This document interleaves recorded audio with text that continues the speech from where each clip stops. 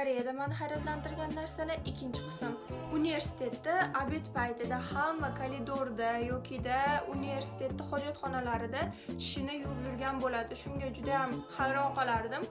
Koreyslar ovqat yegandan keyin tishini yuvmasdan qo'ymas ekan, tishini xohlagan joyda ovqat yedimi, tishini obязательно yuvar ekan. Koreyada kechasi yuradigan avtobuslar bor. Asosan Seulda agar ishingiz yoki biron ishingiz kechqurunga to'g'ri kelib qolsa, bemalol kechasi uyga qaytib olsangiz bo'ladi. Koreyslar bumagani qo'l artish uchun ishlatadi. Oddiy qo'l artish uchun salfetka ham bor, lekin ular bumagani ham qo'l artish uchun ishlab turishadi. Keyingisi menga eng yoqqani bu yer osti yo'lida aloqa tizimlari ishlaydi. Bemalol xohlagan insoningiz bilan telefonda gaplasha olasiz va xohlagan narsangizni videoni ko'rib keta olasiz. Koreyslar rostdan ham qizlarga o'xshab bo'yanib yuradimi?